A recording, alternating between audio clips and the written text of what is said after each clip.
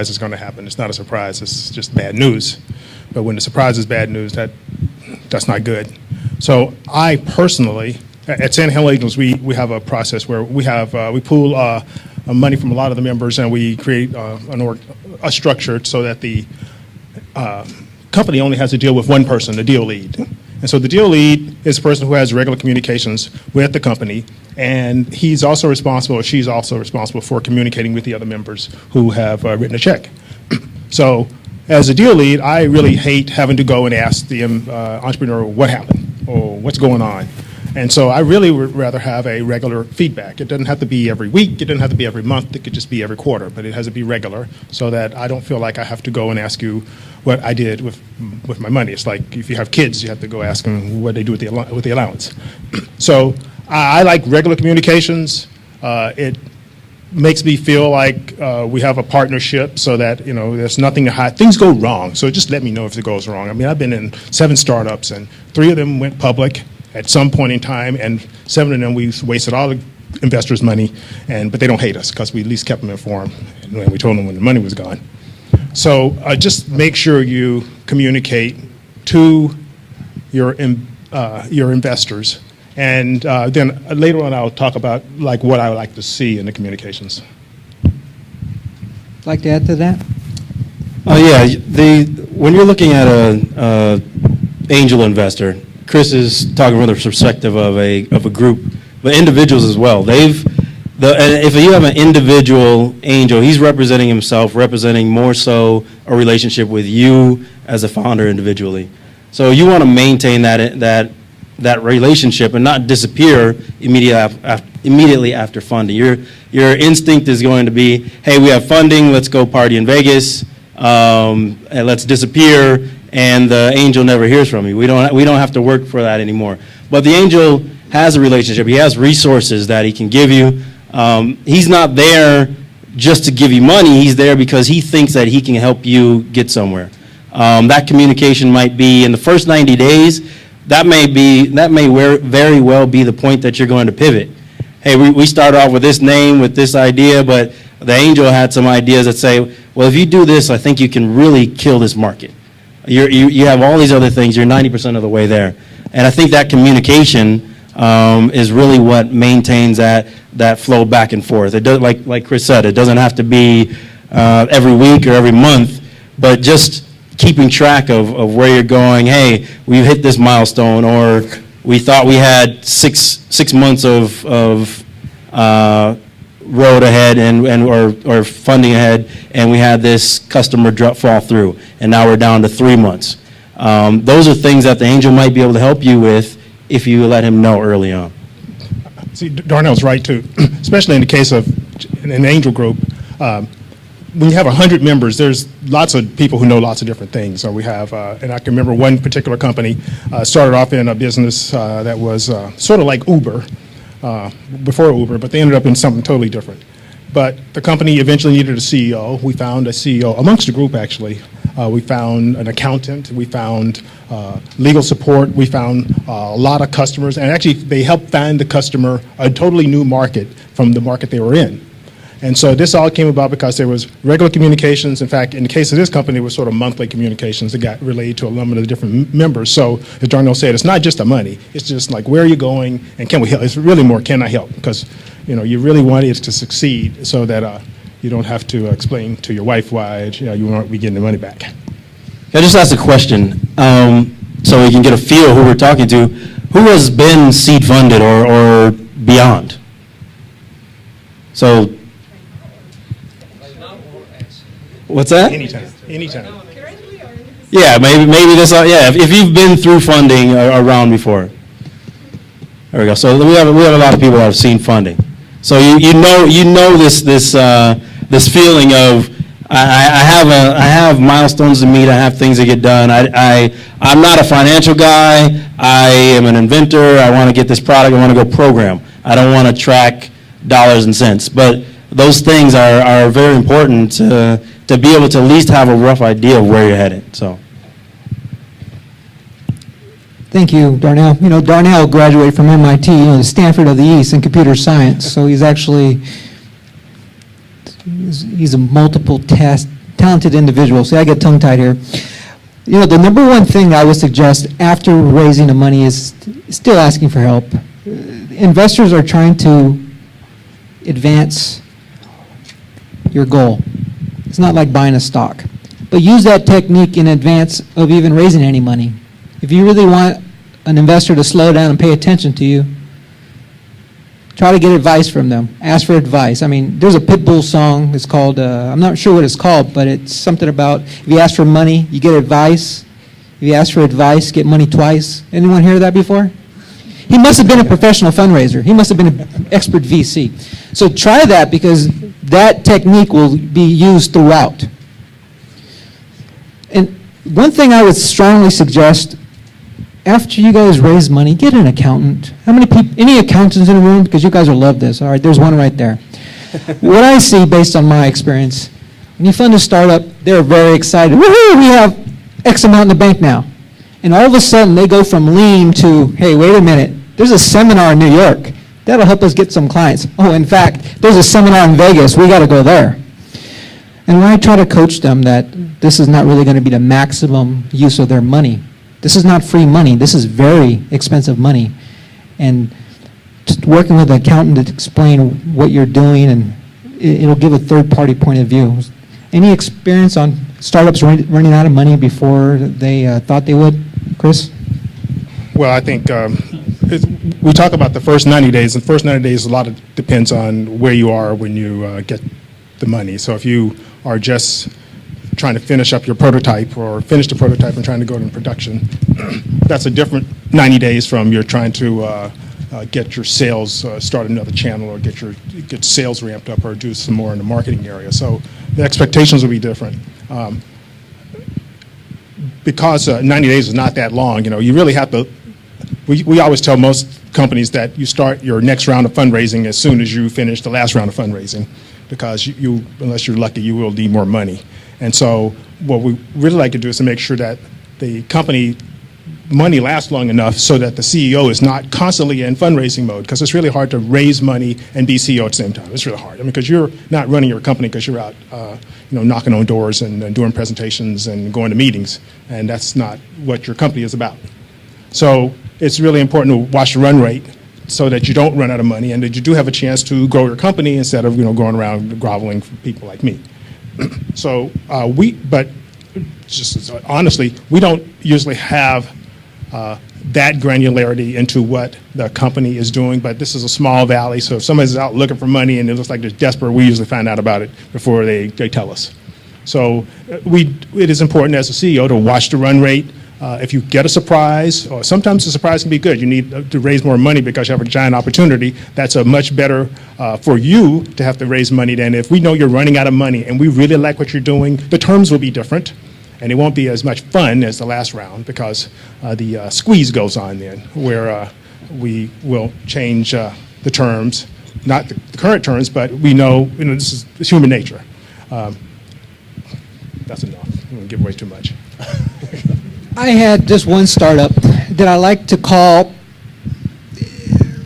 they thought I was their best friend when I funded them, and their best friend when they were almost out of money. And in between, there was no communication.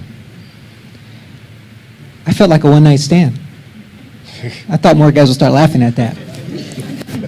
But it's a relationship business. And the terms, although they may get more aggressive if you run out of money, but if you have a good relationship and tell them what's going on, they will understand when you get to that point. In a moment, I'm going to start opening up the audience for asking questions versus we're talking. I really like more interactive conversation versus just being talked to. I mean, how do you guys learn out here? I like to find that out. About this side, how do you guys prefer to learn? Listen. All right. How about you guys? Prefer to learn by listening or asking questions? Both. What? Doing. There you go. Doing. Good. How about this side? Doing. All right. Ask away. First question. We're entrepreneurs. You don't want to be talked to. We want to take action. How you guys doing? My name is CJ, and I got a question about typically when you're a CEO in the startup stage, you don't necessarily remain the CEO. How do like angel investors kind of help with telling the current CEO that you may have to step down to another position, but for the benefit of the company? How do you guys do that? So typically it's the board that helps with that decision.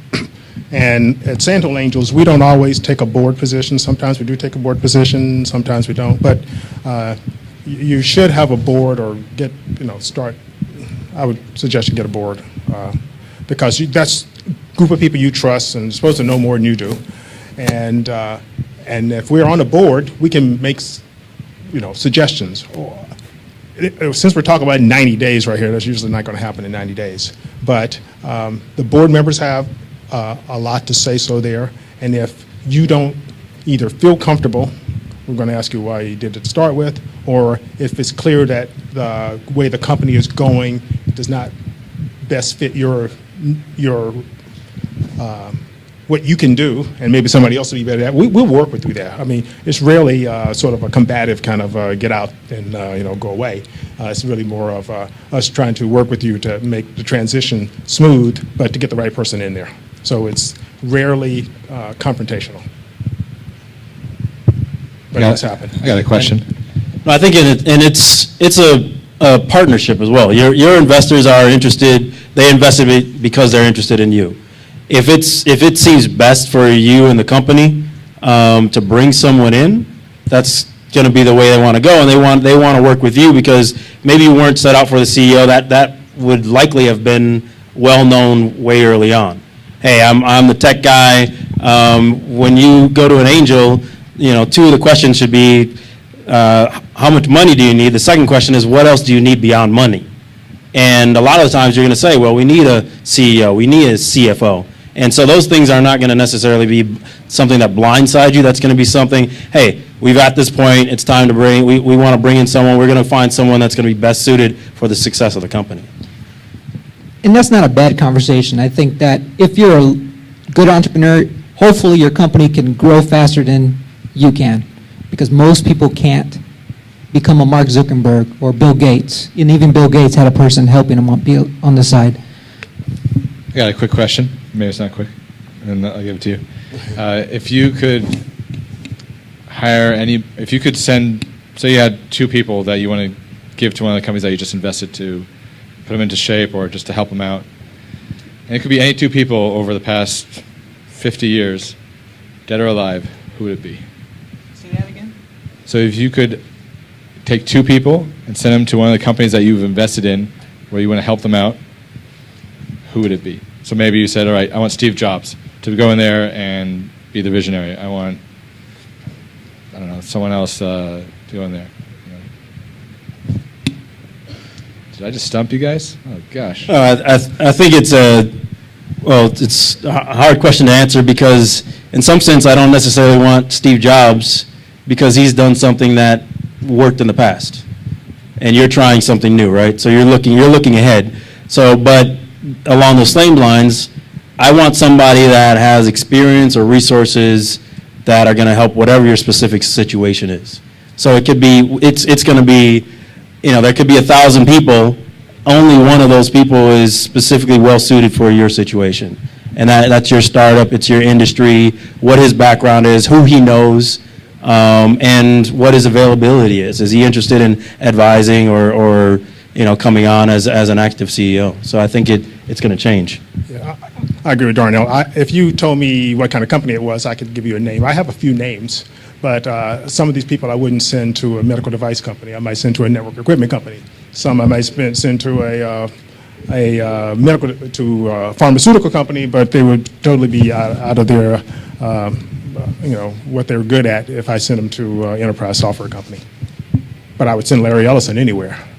Because Larry has got the right ilk. He's smart and he's tenacious.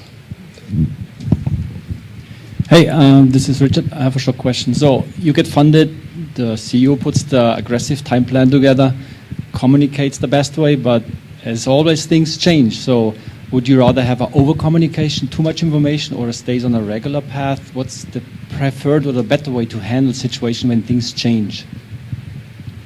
Just ask the investor. Some people want an update email once a week. Some say once a month. Even you have no updates, you can say no updates. So it's based on the investor preference. So I think a lot of that, I mean, if you have a regular pattern set up and you need help, ask for help when you need help and not when the regular pattern comes around. And so investors rather know then that something's changed than, well, you know, I'll wait 2 weeks and because that's when they expect news from me. It's not a sign of weakness. It's a sign of, you know, open communication, as Darnell called it, a partnership. So, well, I'm Maria Ragone Brandt. Hello, Maria. Hi. So I'm just curious about what is, you know, what is crucial in these 90-day communications that you are going to get? Because I mean, depending on the product, 90 days after funding is a very short period, right? If it's a consumer market product, you're hardly getting any data that you can actually, any vintage data you can understand. Finishing the prototype, that's evident. So it's evident that you will have a, you know, communication in terms of, hey, here is the update. But in 90 days, I mean, how much can it change that will be crucial? And so what are you looking for in there that is very important? So as I said earlier, like a lot of it depends on where you are. Like if you did a prototype and said, now I'm going to turn this prototype into something real and I need a year to turn it into something, nothing, I don't expect a whole lot in 90 days in communications except just to establish that we're going to talk every so often or get a piece of email or a piece of paper or whatever else. That's the kind of what I expect. And if you think something might happen, let me know down the line. So, but you're right. We don't expect you to be a fortune teller or to have, you know, a whole lot of information other than we're on track with what we said we would get done. That's probably as important as anything else. Does everybody know what an MVP is? Yeah, minimum viable product. That's the minimum thing that you can build or that you can do to meet the requirements that you've been set out to meet. And like Chris said, if your goal is to design a new piece of medical equipment, I've done a lot of medical equipment. It's a $500,000 instrument. There's you need a team of 12 engineers to design this thing, and it might be a 2-year cycle. But we have this new patent that will allow us to develop this instrument around this particular device.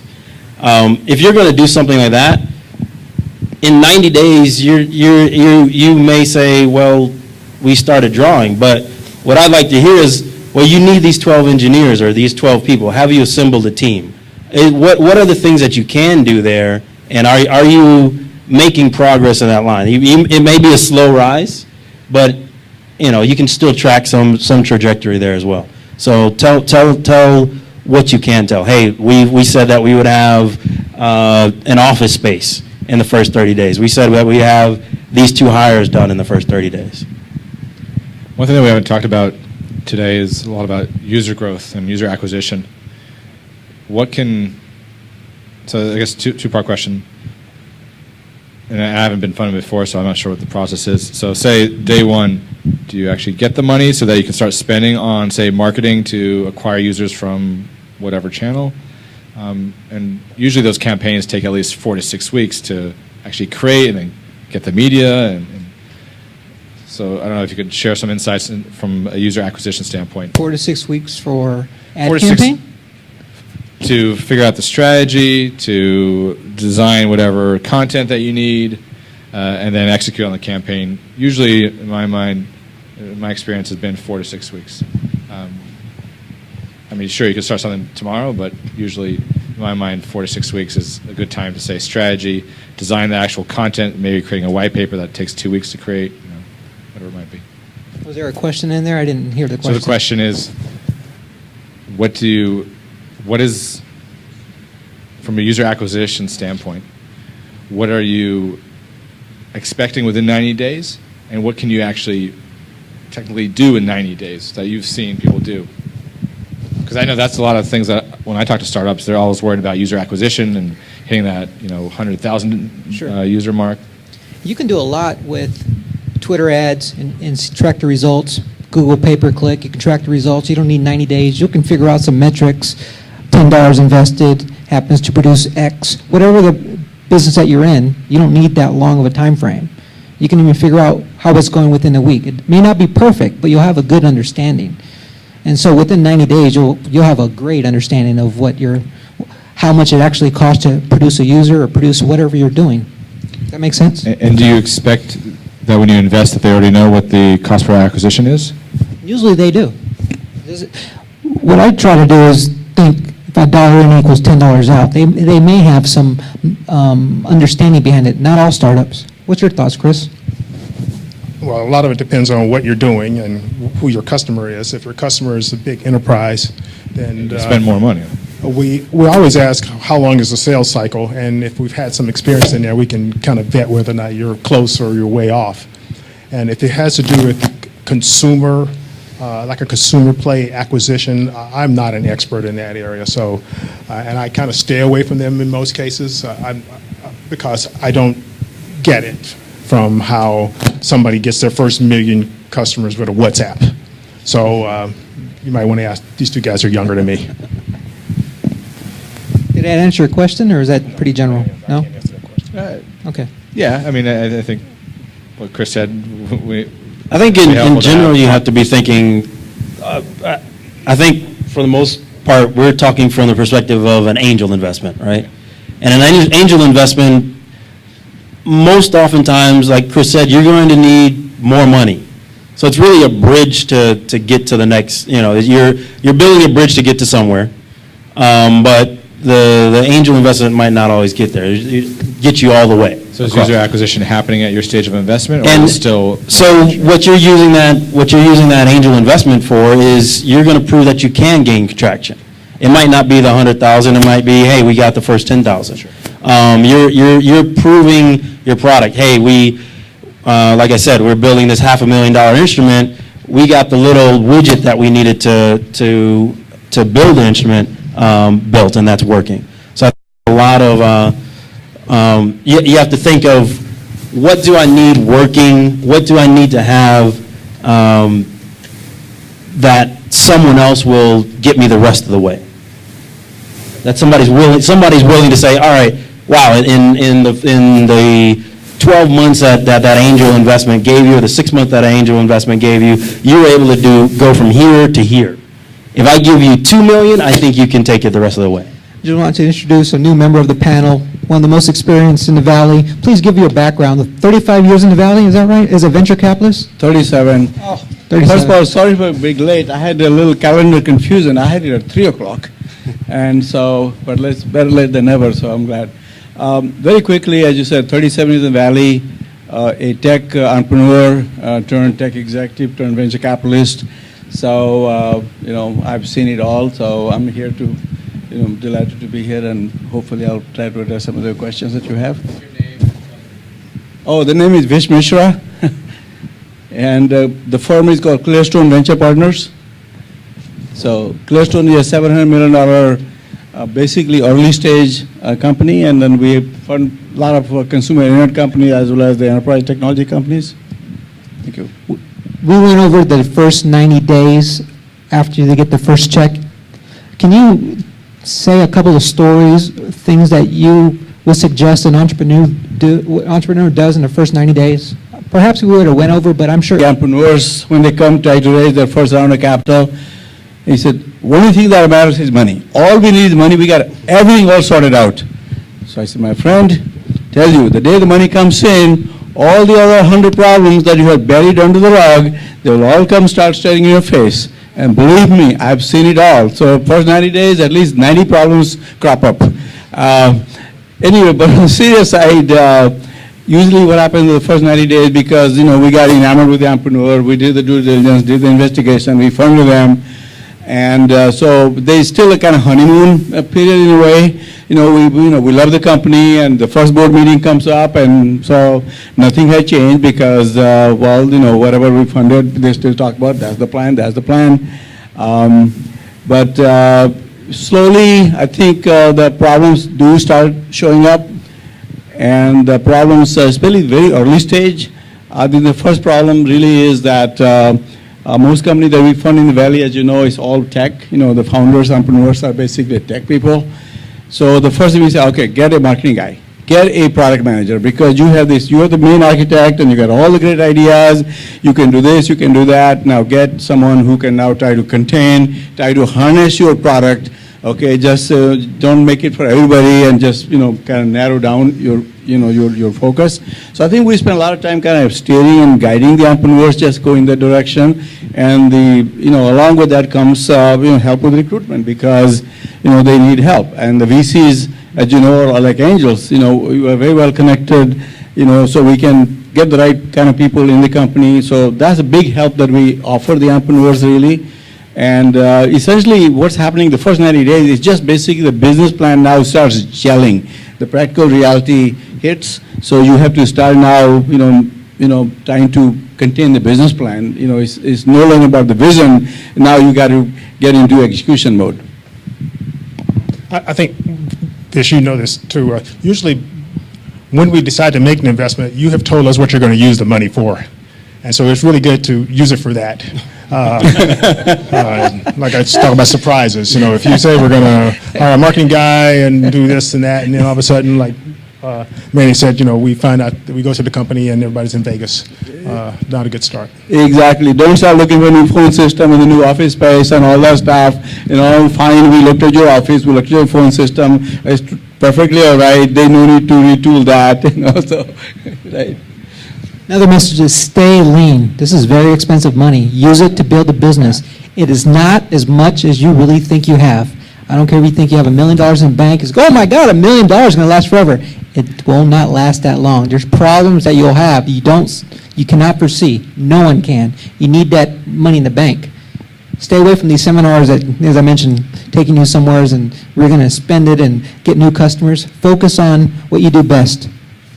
How about on this side? Any questions? I think to that point, Manny, is like Chris said, I think it was Chris said, you're giving away equity. You're giving away part of your company for this money.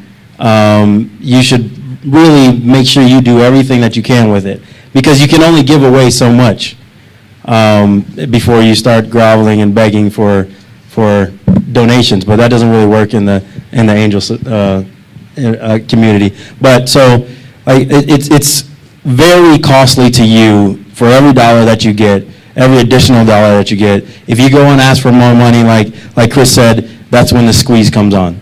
They know that you're in trouble. They know that you're willing to give up maybe 50% more than you would have if you hadn't run out at that point. So be very careful with that money. And like Chris said as well, stick to the plan. There was a plan laid out that the investor thought was a good way to get to where you need to be. Track that. Go ahead, Maria. Mike? So then, as you're tracking that plan, right, for which you raise money, what happens when you suddenly, as the entrepreneur, realize that you have to shift? You have to, you learn what you had to learn, and you learn that you were not in a high growth path, and so you need to shift to different opportunities. I can imagine that is one of the most stressful roles to have in somebody, and especially in that communication, right? So what's the position of the angel investors there? Is it like, I'll give you more money, or? It's part of the position. It's part of the just pivoting. It's no one knows what it is in advance. A startup is looking for a scalable and repeatable business model. Is in search of it. So you don't really know what it is. You're going to go and you're going to learn, and you're going to have a conversation. Why are you going to change? I mean, do you agree, Chris? I mean, how many startups you funded actually stayed the same based on the first day? It doesn't happen, right? If you shift, have a good explanation for why you shift, because it's not good to just drive off the cliff, even if you see the cliff coming. So I think being able to explain it, but it's not good to shift too much either, because then you look like you're not in control. Well, I tell you, first 90 days after funding, if you shift, I have a serious problem. I will have a very, very serious problem, because things just don't change. You quoted us, we quoted you, we did all that kind of stuff, here's the money, and in 90 days you want to shift your plan, we got a real problem. So I will not accept that for an entrepreneur to come and say, I really want to pivot, I want to change my plan. No, that's called being even untruthful and dishonest to some extent, in my opinion. But I guess I was referring that as you're learning through the process. So you move the 90 days, expand it to 6 months. Depends on the type of market. No, you could not be learning on our dime. It is not a university. You know, you came and gave a business plan and we funded you. It is not a university. You're not going to learn on our dime. Simple as that.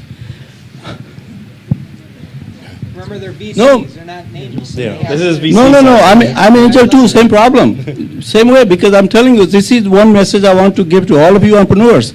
I mean, you are taking other people's money. You not only the other people's money, but you are bringing all the other people along with you. It is the hopes and the dreams that you as entrepreneur have sold to the employee that you hired, the partners that you convince, the investors, whether angel or VC that you convince. So you got to have some level of integrity. You know, you just can't just go and say, well, I changed my mind. No, you just don't change your mind. So. Okay, hi. Let me go back to the question the other guy had about how do we help you find a new CEO? I guess you might, it might be a good time to start thinking about, is the right guy running the company if in 90 days he changes his mind? Well, there'll be a lot more than that, because if the entrepreneur says, I want to change direction, that means the business plan maybe perhaps is not all the robust as we all thought. So there's really more to that than just trying to get a CEO in it. That's not the way to do it. So I would just be very, very, very careful. If entrepreneur wants to change direction, about turn, 90 days, I mean, 90 days is, it's not too long. After the money closes, money in the bank, you had $5 million in the bank, and all of a sudden 90 days, okay, I'm going to go and, change? No. Yeah. So. Hi, I'm Vera. So, question, at the seed stage, we are talking about the 90 days, but what is the comfortable time period for which the seed money are supposed to last? What's the comfortable period for you when you are looking at the business case, before the company is going to raise another round, whether because they're out of money or because they're going to scale or whatever? The question about the seed money, or so even for seed, I mean, my view is, and many, I think you guys will agree as angels, we do not want to seed somebody with $500,000 or $750,000 if they, if that seed is not going to last for about a year or so. Okay, so I think we should take a look at 9 months to a year, even with the seed situation, because things just don't happen. I mean, you already have sold the plan, and you talk about, we look at the team. So now we want this money to work, and we don't want you to be on a treadmill and raising money, 3 months down the road, and 5 months down the road, and 6 months down the road. So we want you to now work the plan, and so use the seed money, in a nice way, and go build a business. So I agree with Vish there. We often see deals where people will come in and say, we need to raise some money to get us so we can raise some money on the next round. And so they're like, they're going to raise a Series A, but they need some more money to get the next round. And personally, I don't really want to listen to that, because that's not where we're not the bank. We're investors. So if the bank won't loan you money for that, I'm probably not going to loan you money either, because that's just not, that doesn't have enough runway behind it. If it's not 9 months, if it's 3 months, then we know what you're doing with the 3 months. You're just buying time while the CEO's out there raising more money and not running the company. So it needs to have some legs to it to make sense.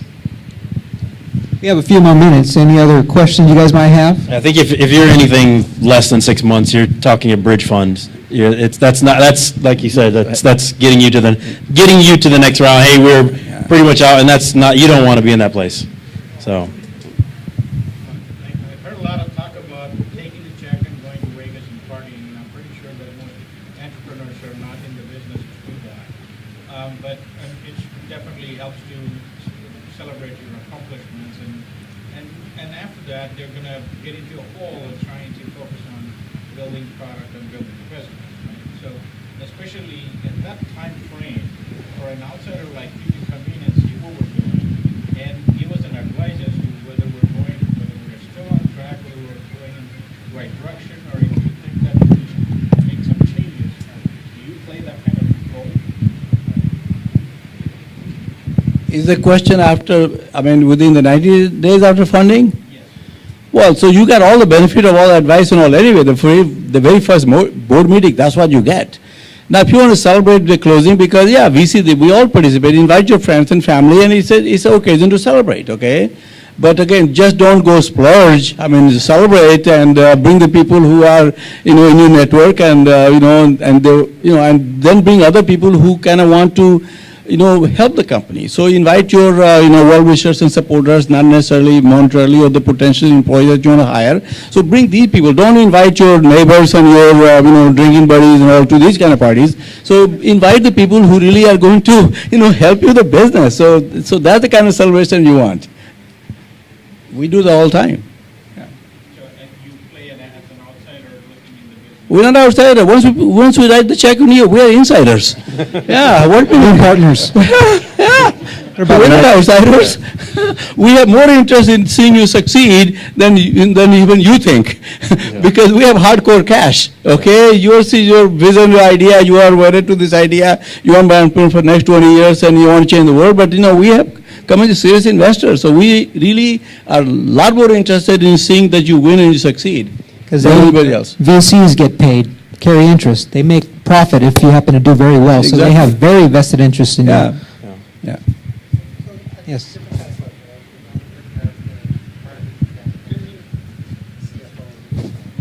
Mike.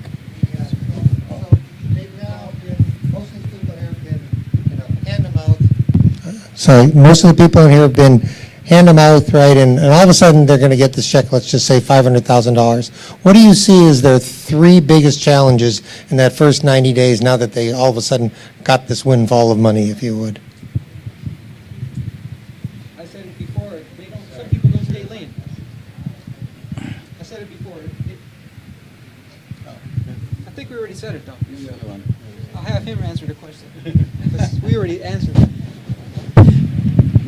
Well, I'll tell you, okay, so, most entrepreneurs, by the way, I mean, you say the hand-to-mouth. If they're hand-to-mouth, let me tell you, again, 99% of the time, all of a sudden, they just don't change their habits and their desires just because they got this new money. So, despite what you hear, the people really, they stick to the plan. They just don't change.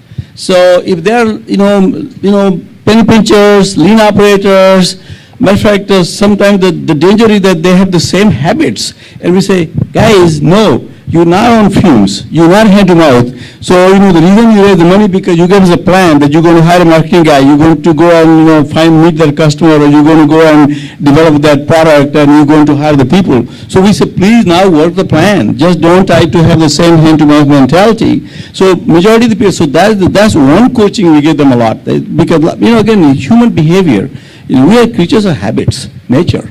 So whatever you are, so is, whether you're in work or you're, in your family life and whatever, we are the same people. So part of the thing is that now you are building a business, you're building an enterprise. So please go and work, spend the money. And even, the other thing that I see, because they're penny pinchers, hand-to-mouth kind of guys, then they also tell me too cheap. You got to pay market wages. So then you hire a person negotiating for $2,000 salary, 1,000 shares of stock. I said, guys, no, you just don't go at that level. That is just not the way to do it, okay?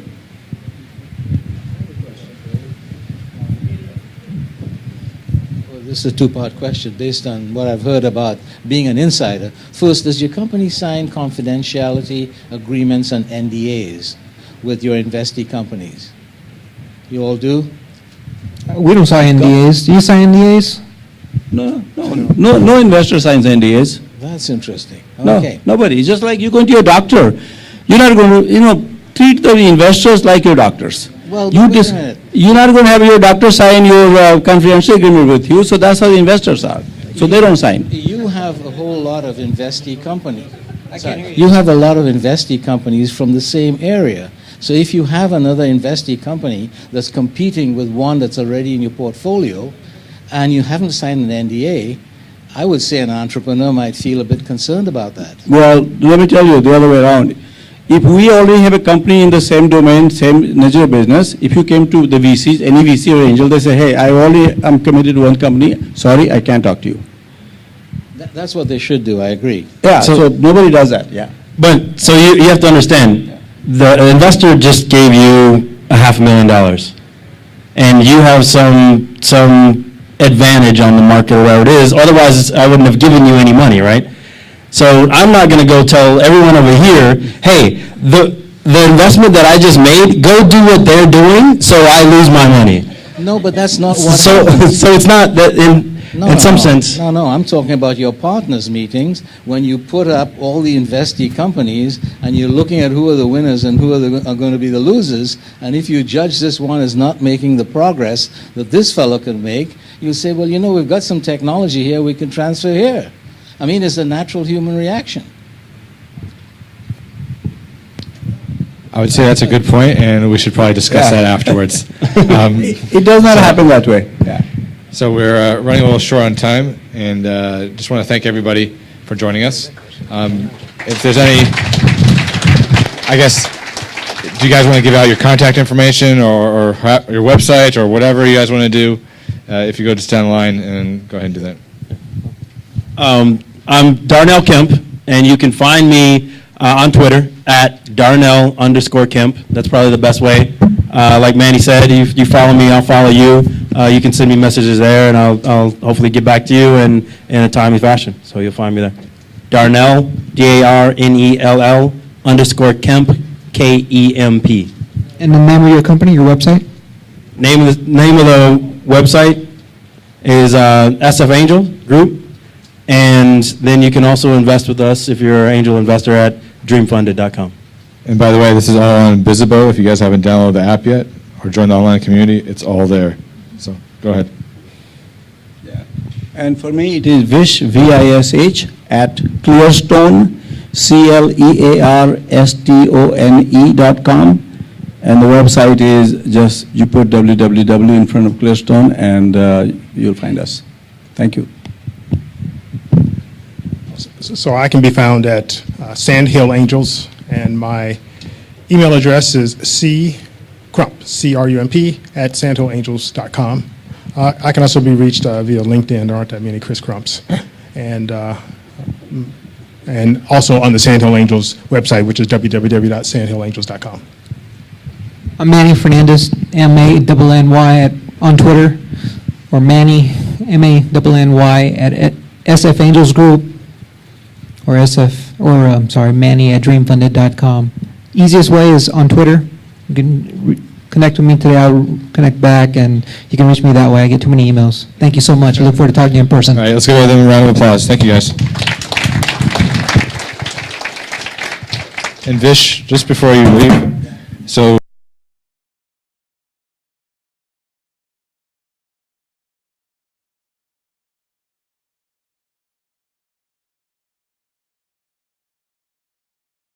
can you tell people a little bit about that?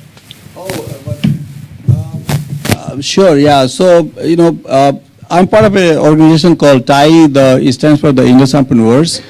And this is an organization that, I'm a founding member of, and this we started like 21 years ago. The whole genesis was that there were a lot of people who primarily came from the South Asian countries back in the 60s and 70s. And we came basically not knowing a single soul, and all we had was a good attitude and good head, and we went to school and got our education, and we entered the industry, and we kind of realized a level of success that we never could even imagine. So we say, won't that be nice if we form a society and help anyone who wants to succeed as entrepreneurs? So this is what we started, purely a volunteer-based, a non-profit, a non-political, a non-religious organization with one mission, to just foster entrepreneurship. So if you are interested in entrepreneurship or interested in building your own business, so you can come to TAI. It's very easy to find TAI, actually, and we conduct all kinds of programs and workshops, and the whole idea is all the programs are geared to inspire you, inform you, educate you, prepare you, and also fund you, because we started a TAI Angels group 3 years ago, so we have funded like 21 companies, 22 companies through about $8 million of our own money, so I'm part of the TAI Angels, so I write personal checks as well as through my fund, Clearstone. The other thing we do is that all the programs we conduct, they're always about the future. So we talk about where the opportunities are. So for example, our current focus has been, things around mobile, things around cloud, things around big data, things around energy and life sciences. So those are the, and we have a big event taking place on May 16th, 17th. It's called TaiCon. This is the world's largest conference for entrepreneurs, and I'm pretty sure some of you have attended that one. Love to have you come and join us. And we are offering this discount right now to attract people. So for this group, you can use the code TIEVALUE, TIEVALU, and the website is www.taicon.org. And it's just a great thing. You come and you will just be amazed, how good that one really is. Okay, so thank you. Great, thank you. So we'll send that out via email. All right, well, one more. They're a good group. Sorry, I'm a member of Thai Angels. They're a good influential group, by the way. All right, so one more round of applause. Thank you, guys. Please.